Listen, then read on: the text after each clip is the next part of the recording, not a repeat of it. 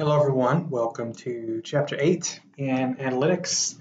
This chapter is on promotions. This is a super important chapter because the bulk of what you'll be doing in your marketing careers is promotion. You will be communicating benefits and value, trying to stimulate awareness and ultimately sales. And so you'll constantly be asked to justify your activities. Basically, are you bringing in money to us? Okay, and so this chapter gives you lots of tools to help you determine if that's actually happening, okay?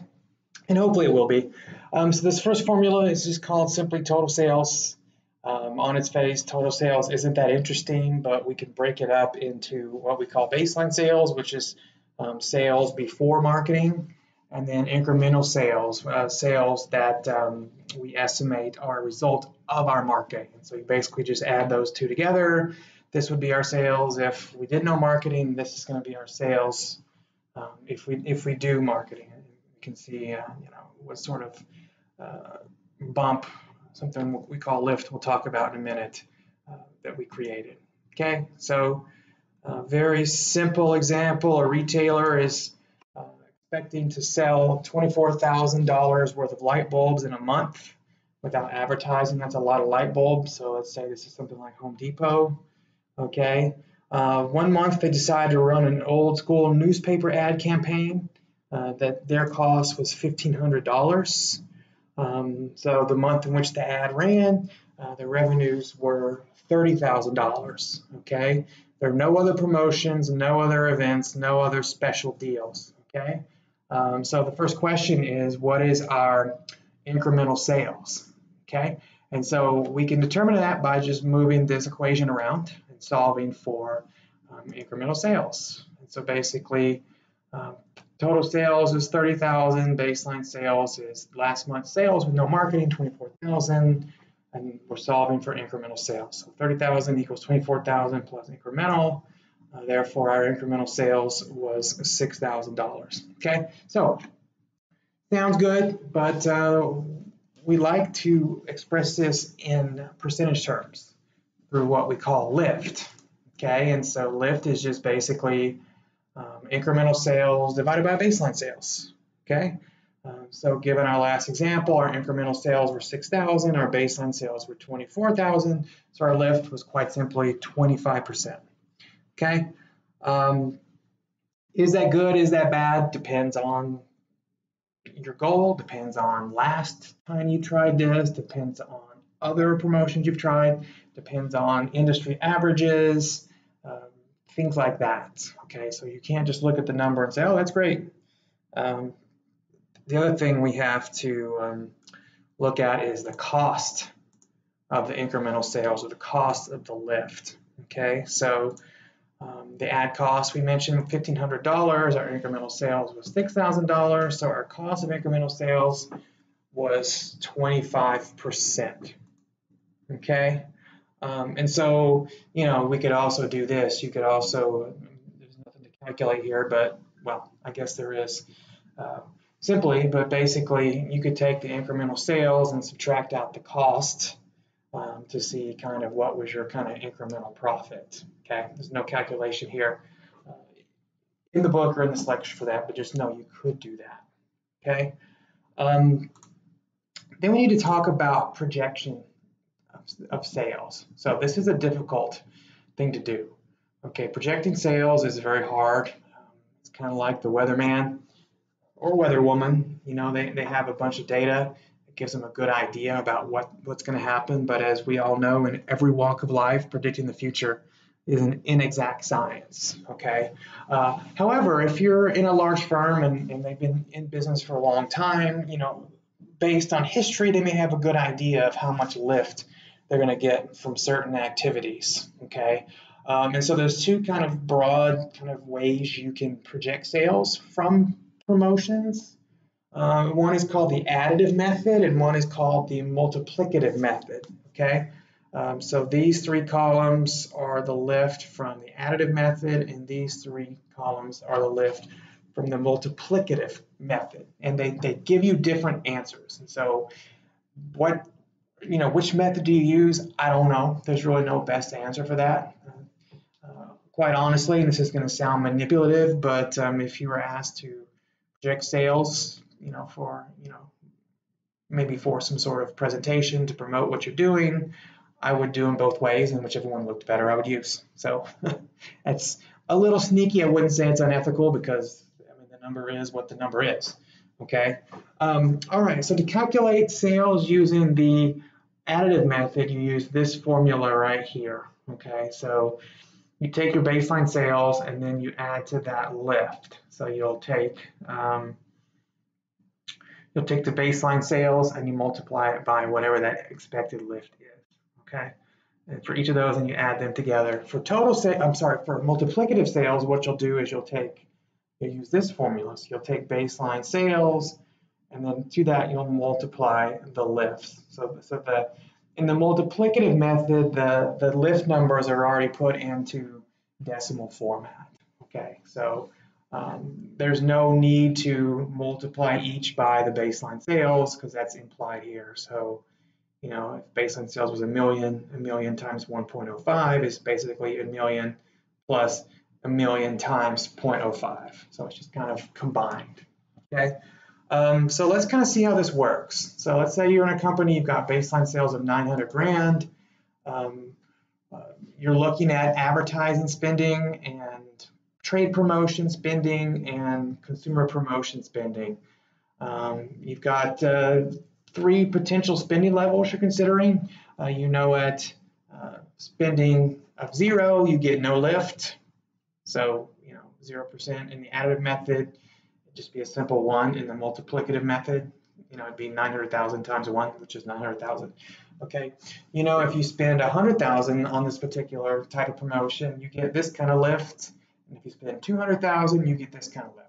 So let's assume that you've decided to spend $100,000 on advertising. So normally you would say advertising spending here, but in the industry you will hear people always just say ad spend, or promotion spend. They kind of shorten the word. I don't know why. It's one less syllable. That doesn't seem like it's much of a savings, but hey, it is. Okay, consumer promotion, you've decided to spend $200,000, and then trade promotion, you've decided to skip. You're like, no, we're not going to push, we're going to pull by using advertising and consumer promotion. So the question is, what are projected sales using both the additive and the multiplicative method? Okay, so additive, here's how it would work out. You're spending for ads, so you take 900,000, your baseline, you add to that the baseline times advertising lift, which in this case, at $100,000 spending is a lift of 5.5%. So we put that number here in decimal format. Trade promotion, we've decided to spend $0, so the lift is 0. So you can just leave this part out, or you can just go ahead and put 900,000 times 0, which obviously is 0. And then for consumer promotion, you decide to spend $200,000, and you know that from history that's a 36% lift. So you'll take 900,000 times 0.36. Add all that up, you get 1,273,500 in projected sales from this particular promotion. Okay. And then you could subtract out the 900,000 to see what the incremental sales are, and you could do a lift equation from there. Multiplicative, again, instead of multiplying each percentage by the baseline, we're going to just take the baseline and multiply it by these numbers here. So advertising spending of $100,000, that gives you a lift of 1.05. Trade promotion, again, gives you, we're going to spend nothing, so that's a lift factor of 1. And then consumer promotion at 200,000, this row, it gives us a lift of 1.3. So all you do is multiply those 3 together, and you get 1,228,500. So $50,000 roughly different than multiplicative method. Again, than the additive method. So again, the question is, which one do you use? It doesn't matter. I mean, additive looks better, but maybe the company in which you work, they use the multiplicative one instead. Okay, so those are sales promotions. Now we need to talk a little bit about the profitability of a promotion. I mentioned this a minute ago, talking about our light bulbs. But here is kind of a more detailed way to kind of look at it, okay? So here's a basic formula. This is just profitability promotion equals profits from the promotion minus profits you would have made if you hadn't undertaken the promotion, okay? So you've got some, first let's call this, kind of also call this incremental profitability, because it gets confusing to say promotion profitability. So again, all we're doing is we're comparing the promotion of the profitability of a promotion with what the profits would have been if you hadn't done the promotion. So you can call it incremental profitability. I think that makes more sense in terms of keeping it right in your mind, and certainly when you're running through all the calculations. Okay, so generic product, promotional demand was 30,000 units, promotional cost was $100,000. You make $12 per unit. Okay, you know your baseline sales is 15,000 units. Okay, so this basically we're going to calculate each component of these separately. So first, profits achieved with the promotion. We're going to take our promotional demand, multiply it times how much money we make, profit that is per unit. That's $360,000. Okay, and then we're going to subtract out the promotional cost of $100,000. Okay, so this is this part. So we brought in our promotional demand, brought us $360,000 in profit. We got to subtract out what it costs to do the promotion to get a total, profits achieved with this promotion of $260,000. But then we need to calculate this part. So estimated profits without the promotion would be your baseline sales times that same unit contribution of 180,000.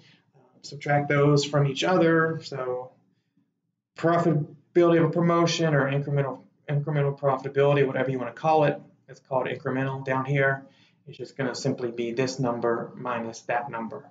And that leaves you with $80,000 in incremental profitability. So you're $80,000 better off doing the promotion than not doing the promotion. Okay, so hopefully you see why I'm calling it incremental profitability. It's because you get this term confused with this term. So it's really kind of weird. Okay. All right. So that's what we're talking about there. So let's take a step back.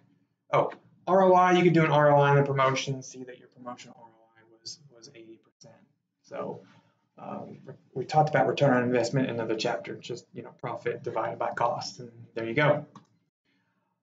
Okay, let's take a step back and talk about kind of the theory of promotions. Okay, a lot of times promotions, if they're done effectively, you'll get kind of an upward spiral, but if they're not done accurately or well, you'll get what's called a kind of a downward spiral. Okay, so you've got baseline sales right here.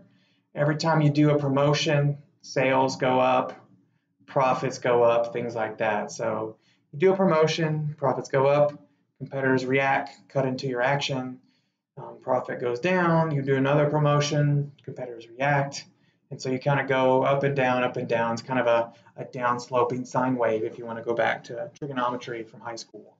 Okay, so it kind of works like this. So basically, you're getting into some sort of promotional war. Okay, and what you're doing is you're training customers to wait for a deal, and that's not a good thing. Okay, but however, other certain promotions you can use will go in the opposite direction, go in what's called an upward spiral. Okay, so you basically do some sort of promotion, things go up.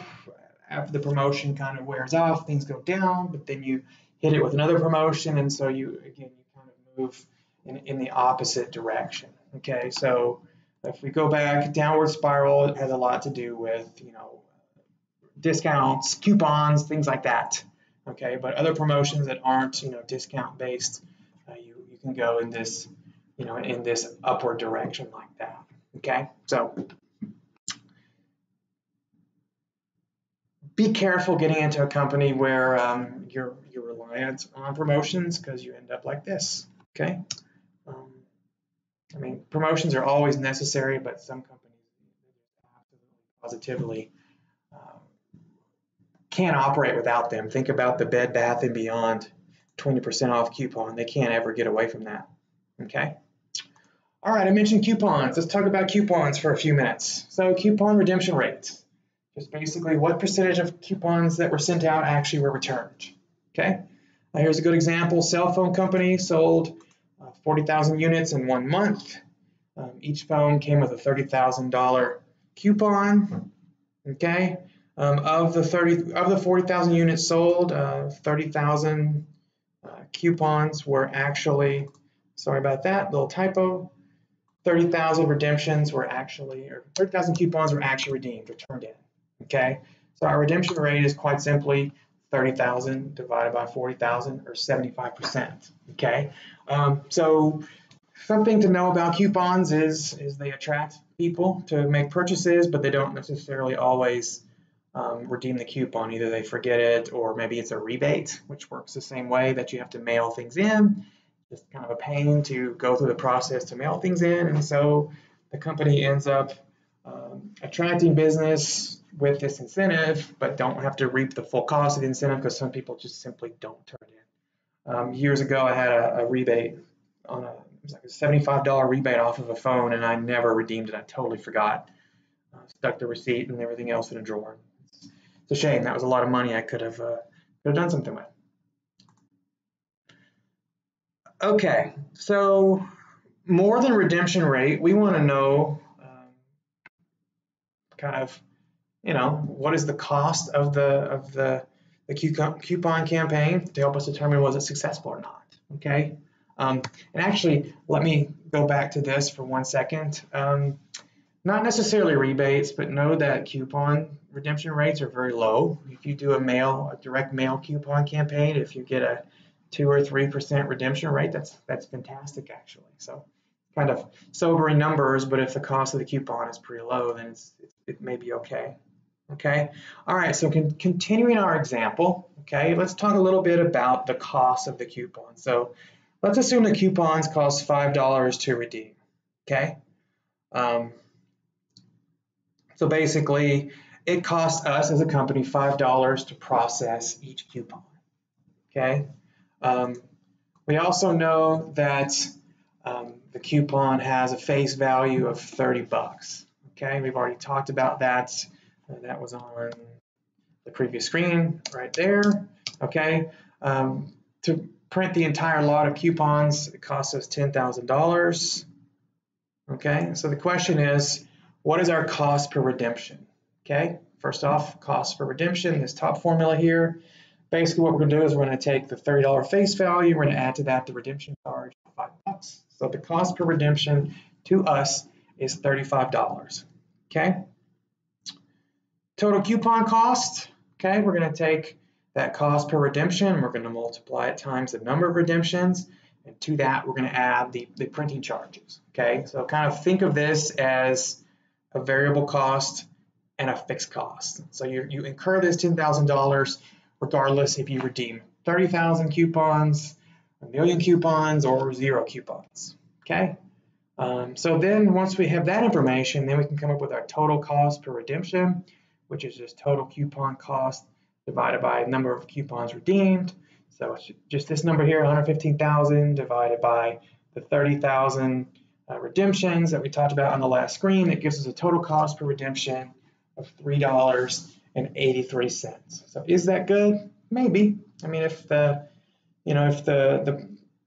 promotion, if the product is netting us, significant, contribution, then sure, it's probably good. But if it's buy one Big Mac, get one free, it's not good at all. Because one Big Mac is $4, and so you're going to give away 2 Big Macs for the price of one. So you end up, basically giving away Big Macs for nothing. Okay. All right. Okay. Another thing you might want to know if you do coupons is, how many sales during a particular promotional period were with the coupon. So Bed Bath & Beyond, for example, might keep a track of, okay, well, how many, dollar sales or transactions were accompanied by a coupon. I bet you for them the number is pretty high. Okay, so we had 30,000 redemptions where I talked about. Let's just say during this particular period that the total number of units sold was 75,000. So 30,000 of 75,000 were coupon sales, and I didn't finish this one. But 30 divided by 75 is quite simply 40%. So like how I'm editing this video or these slides as I go along. Probably not the best practice, but hey, here we are. Okay, same thing as percentage sales on coupons is percentage sales on deals. So we have a sale, we put everything on 20% off or $5 off or whatever. We go through say it's a promotional month. Okay, we want to know, okay, what percentage of our sales were on a deal. So say we're selling gas grills during a particular promotional month. We sold 1,000 total, 650 of those were on sale. So our percentage sales on deal was 650 divided by 1,000, or 65%. Okay, doesn't tell us about profitability, doesn't tell us about cost or anything.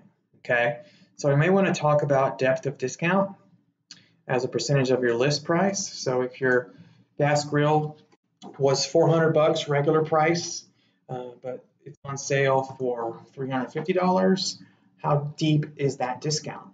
So basically all you're going to do is going to take your unit discount divided by your list price. So unit discount is just list price minus sale price. So that goes right here, 400 divided by 350, which is 50. So 50 over the list price of 400 gives us 12.5%. Pass through.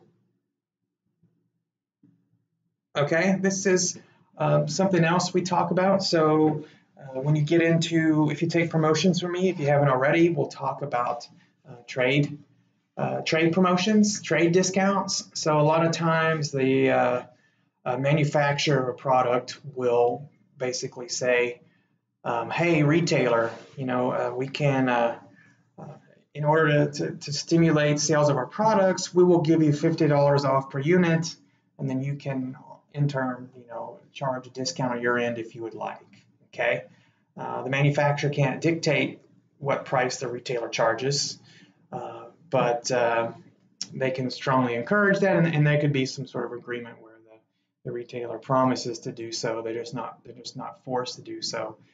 So again, the manufacturer gives some sort of promotional discount. Okay, and then again, the retailer can choose to pass some or all of that discount on to the end user, thus, lowering the price of the product. Okay. So here's two examples here. So let's say the manufacturer's discount to the retailer was $50, and they said, well, the discount to the retailer is $50. So we're talking about our gas grill still. And if you remember back here, the raw discount was $50. So if they give them $50 as a trade discount, and then they pass that $50 savings on, as is shown in the last example, the pass-through is just simply 50 divided by 50, which is 1.0 or 100%. Okay. If the manufacturer discount was $75, yet they still only, reduce the price by $50, then basically they're pocketing the other 25. So you end up with a pass-through percentage of 66.67%. Okay. So the question is it ethical for the company to not pass the entire discount on? And it's kind of a gray area. I think if I was the retailer, I would pass it all on, but I guess you don't necessarily have to. Okay. All right, something else we need to talk about, and this is kind of the last thing for this particular lecture, is this whole idea that there is what we call a price waterfall, okay? So you have a list price of products, and then if you give certain discounts and certain rebates and do other things, you end up with what we call a net price. So it's just the list price minus a bunch of different discounts, okay? So companies that need to realize, or well, I guess you need to realize if you go work for a retailer that the list price isn't necessarily always going to be the price that you earn. So actually more for a manufacturer. Manufacturer lists the price at this, they give the retailer some sort of discount and another discount for quantity, another discount for paying cash, and then there's a rebate that may be subtracted out, and maybe there's co-op advertising that may be subtracted out. The average price of the product or the net price is going to be somewhat less. This is called the price waterfall. Okay, so let's look at an example. Some guy owns a firm. He sells, I'd say, like portable Bluetooth speakers. Okay, he manufactures them. Okay, his list price is $50. This is the price that he offers them to retailers.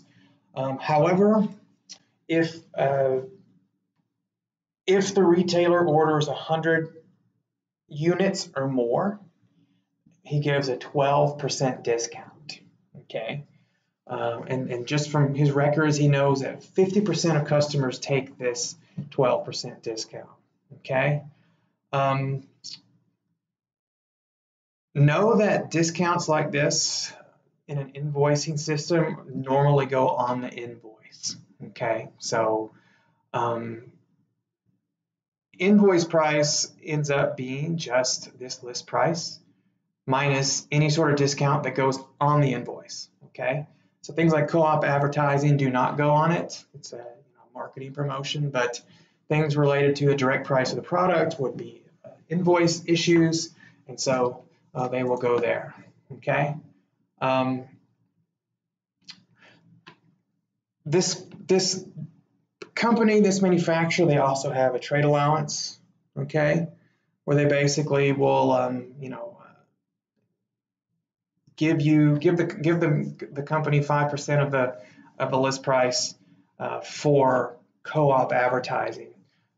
So basically, if you purchase 1,000 units at $50, that's $50,000 total price on the invoice, but you've agreed to engage in co-op advertising. They'll give you 5% of that back that you could then use to promote the manufacturer's brand in your store. Okay, and so again, this does not go on the invoice. Okay, this is a promotional activity, whereas a discount is, yes, it's a promotional activity, but it's more directly related to the price. So he knows that 80% of customers, retail customers, take this, this trade allowance 5% money. So the question is, what is the invoice price? The invoice price is just, here's your formula, list price minus the discount times the proportion of purchases in which the discount is taken. So the discount is going to be $50 times 12%. Okay, so 50 times 0.12, multiply that times the percentage of customers that actually take it. That ends up being $3 total discount. Subtract that from the $50 list price, gives you an invoice price of $47. So again, list price times discount gives you, times discount percentage gives you the discount in dollars, multiply that times the proportion of customers that actually take that, subtract that all from 50, or from the list price, that gives you an invoice price of $47. Okay. We also have something called net price. Net price is quite simply the list price subtracting out the invoice discounts, but then also subtracting out the non-invoice discounts. In this example would be the allowance. Okay, so let's kind of walk through that. Okay, so list price is $50. Again, just repeating from before, our discount is 12%, our allowance is 5%. So this ends up being, 50 times 0.12 times 5 is 3. Subtract that from 50. That gives you, remember, the invoice price. But from that, you're going to subtract the cost of the allowance itself. So $50 list price times this number actually should say 0.05. The calculation at the end is right, but this should say actually, I'm going to correct myself again. Look at this.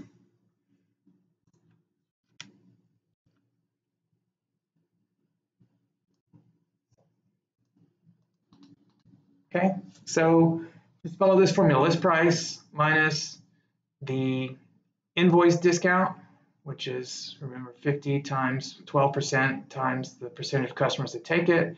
And then again, this ends up being the invoice price. And from that, you subtract out the allowance, which is going to be, the discount is 50 times 0.05. Multiply that times 0.8, gives you $2. So it's 50 minus 3 minus 2 is $45. Okay? So that is your net price. And then finally, the last thing to mention is the price waterfall effect. It's just basically what is the relationship between this net price and the original list price. Okay. Oh, and it's kind of hiding on the bottom of the screen there. Sorry for all this editing. Okay. But you can see there the price waterfall again is net price divided by list price, which is 45 divided by 50. Gives you price waterfall of 90%. Okay, so basically the net price is 90% of the list price. So not too bad. I mean, that's not that expensive promotion-wise to only lose 10% of your list price value. Okay, so that's it. Any questions about Chapter 8? Just let me know. And that's it. Have a great day.